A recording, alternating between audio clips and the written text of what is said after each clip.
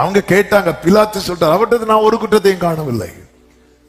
நீங்க கொண்டு வந்ததுனால உங்களை திருப்திப்படுத்த 40 சாட்டை அடி அடிச்சு விட்டுலாம்.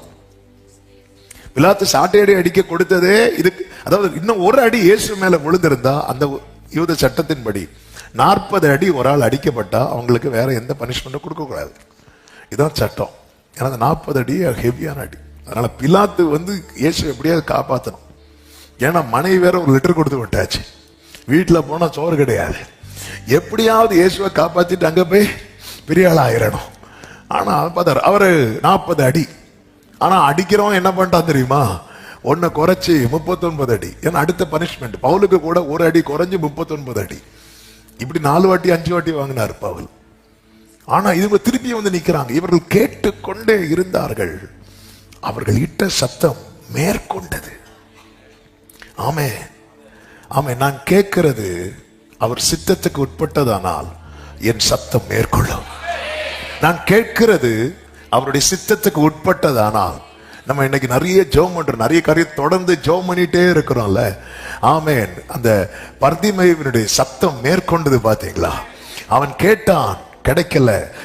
உரத்த சத்தமாய் கேட்டான், அந்த சத்தம் மேற்கொண்டது.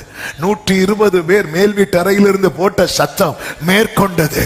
தேவ பிள்ளைகளே, தேவ சித்தத்துக்கு உட்பட்டு நம்மில் வெளிப்படுகிற ஜெப சத்தம் ஆகட்டும், அது விண்ணப்ப சத்தம் ஆகட்டும், அது துதி சத்தம் ஆகட்டும், அது எல்லாவற்றையும் மேற்கொள்ளும்.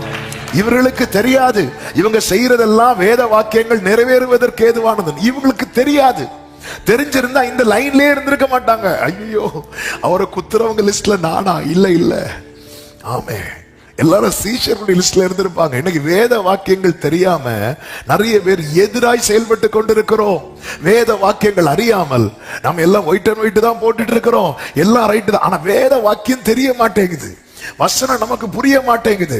அதை அறிந்து கொள்ளுகிற மனம் நமக்கு இல்ல. உண்மையிலே வசனம் படித்து எனக்கு அது புரியலைன்னா அது அது அது அது எனக்குள்ள ஒரு ஏக்கமாகும், அது எனக்குள்ளே ஒரு ஜபமாக கண்டிப்பா மாறும். அப்படி மாறலைன்னா நான் அது விரும்பலைன்னு அர்த்தம். எனக்கு ஒண்ணுமே புரிய மாட்டேங்குது, புக்கை போட்டுருவோம். நாளைக்கு எக்ஸாம், பிள்ளைக்கு புரியலைன்னு அந்த பிள்ளைக்கு எவ்வளவு பதட்டமா இருக்கும். எதுக்கு டியூஷனுக்கு விடுறாங்க? எதுக்கு டியூஷனுக்கு விடுறோம்? ஆமே, அல்லேலூயா. வீட்டுல தொல்லை தாங்க முடியலன்னு அப்படி விடுறவங்களும் இருக்கிறாங்க. ஆனா படிக்கட்டும், ஏதாவது தெரியணும்.